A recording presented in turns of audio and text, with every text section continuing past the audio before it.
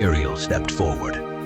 The earth will use my name against you, just as it did the others. I heard it, Lord. I am still going.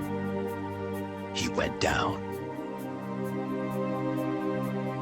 The voice came, louder than before, shaking the ground beneath Muriel. The oath repeated over and over, each time louder than the last. But Muriel did not pull back. He dug his hands into the ground, gripped the earth with both fists, and tore it out. He carried it back to God. God looked at this angel, the only one who obeyed, and spoke. You did what no one else would do. I am giving you power that no other angel will ever carry. Then God changed him. Muriel's wings started turning black, feather by feather, starting at the base and spreading to the tips. They stretched wider until they blocked the light behind him. His arms thickened until the veins pushed through the skin. Black claws split through the fingertips and curled outward. His face grew sharper, the skin tightening across the bone. His pupils spread until his entire eyes turned black. Armor grew out of his own skin, spreading across his chest and shoulders in rows of thick, dark scales. His teeth were visible even with his mouth closed. Your name is no longer Muriel. You are Abaddon, my dark angel. God held out a single black key, the only key to the abyss. Beneath the earth, beneath the place where the dead rest, there was an abyss. No floor, no walls, no light. God had built it for one purpose, to lock away the most dangerous beings that ever existed. No one guarded it, no one held the key. Until now. You will guard this pit. Nothing gets out unless I say so. Abaddon looked at the key. He looked at God. Then he wrapped his hand around it and closed his fist. Whatever goes in, stays in. He descended, past the stars, past the earth, down through miles of darkness until he saw it. A hole in the bottom of the earth. A single iron gate covered it with one lock holding it shut. He looked down through the gate into the darkness below. The air coming up from the hole was so cold that his breath turned white. No sound came from it. No wind, no movement. Nothing but his own breathing. Abaddon stood on the rock beside the gate. He looked down one more time through the iron bars into the darkness below.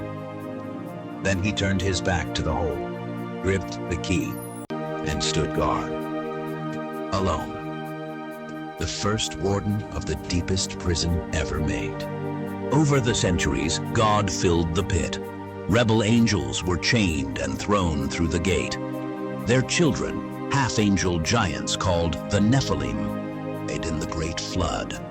But their spirits crawled out of the dead bodies, shapeless and hungry. Those spirits became the first demons. God locked them behind that gate. The pit was sealed for a reason. Everything inside it was meant to stay buried forever. The one standing at that gate had never let a single thing escape. Until God gave his command. Not to guard it, not to strengthen it, but to open it. Abaddon spent thousands of years keeping that gate shut. Not one demon got past him. Now God is about to tell him to unlock it and step aside. Everything he held back was about to come crawling out. Stayed shut. The demons behind it never stopped screaming, never stopped scratching at the iron. But nothing got out. Then a massive crack appeared on the surface, wide, deep, stretching for miles. Thick black smoke came out of the crack. It kept rising higher and higher until it blocked the sun. The sky turned dark in the middle of the day. People on the ground looked up and did not understand what they were seeing. Then something moved inside the smoke. Locusts came out of it. They were the size of horses, Iron armor covered their chests, fused to their bodies, not worn, as if they had been born inside it. Hair hung past their shoulders, tangled and thick. Their tails curled up behind them and ended in stingers, sharp, black, dripping with poison. And their smooth black wings were filled with veins. They flew low over the earth. They did not touch the crops. They passed over every person who carried God's seal on their forehead. Everyone else was a target. They landed directly on humans. Their stingers went into the skin, and the poison spread under the flesh. It did not. The skin swelled and turned black around the sting. The burning started within seconds, and it did not stop. People clawed at their own skin, trying to get the poison out. They begged for death. They looked for any way to end it. But they did not die. For 5 full months they suffered and could not escape. Then the 6th trumpet sounded. 4 fallen angels had been chained at the river Euphrates since the days of the flood. God had kept them there for a specific reason. That time had come. Their chains broke. They spread their wings and flew straight towards the surface. And behind them came the demon army. The ground was shaking before they were even visible. A low rumble, getting louder, getting closer. Then the first wave came over the horizon. Demons riding massive beasts. Each beast had the head of a lion, wide jaws, thick teeth, and mouths that hung open. The riders sat on top of them, wearing armor colored deep red, dark blue, and yellow. They kept coming, row after row after row, stretching so far back that no human eye could see where the army ended. 200 million. Fire, black smoke, and sulfur came out of the beasts' mouths all at once. Everything in front of them burned. Their tails were living snakes, each one with its own head, its own fangs, snapping at anyone behind them. They hit the cities first. Fire burned through the streets. The smoke was so thick that people could not see their own hands. The snakes bit anyone who tried to run. The demons burned families in the open. Blood pooled in the streets.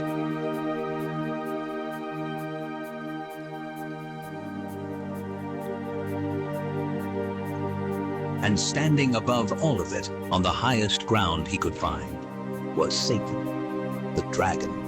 7 heads rising above a massive scaled body, each one watching the destruction from a different direction. These were his soldiers. He smiled and watched them feed. He did not lift a finger. He did not need to. 1/3 of all mankind died. City after city after city. Gone. The demons were enjoying themselves. They thought they were free. They thought they would never see the pit again, never face the one who stood at its gate. They remembered the chain. They remembered the pain.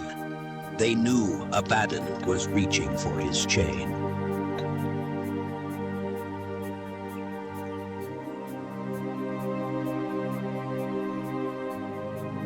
God spoke 3 words. Bring them back. Abaddon was waiting for it. He heard it from the pit. He was already moving before the second word was spoken. He grabbed the chain hanging on the wall of the abyss. It was massive, each link thicker than a man's fist. Black iron, heavy enough to pin an archangel to the ground. It had been made before the earth existed. Angels had hammered every piece of it in heaven, built for one purpose: to chain anything God wanted chained. No angel in heaven could lift it. Abaddon was the only one strong enough to carry it. He wrapped it around his wrist and pulled it off the wall. He picked up the key. His black wings opened wide, and he shot out of the abyss so fast the ground shook when he landed on the surface. The moment he landed, every demon on earth felt it. The air around them went cold. Every bit of heat gone in a single moment. The ones hiding underground crawled deeper. Every demon, all 200 million of them, knew exactly who had just arrived. Abaddon did not look around. He already knew where the biggest demon was.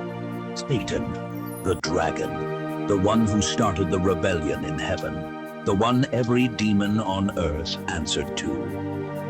Abaddon landed 20 steps from him, and the ground cracked beneath his feet. Satan turned slowly. His eyes moved over Abaddon, the black wings, the chain, the key hanging from his waist. The dragon rose to full height. He had fought archangels before. This would be nothing for him. You kept my secret down there. Abaddon said nothing. He stepped forward. I have led armies across heaven. I have broken nations with just a whisper. You are a guard dog. You hold the doors. Abaddon kept walking. 10 steps away, then 5. I am not going into that pit. The dragon's 7 heads opened their jaws at once, each one wide enough to crush a horse.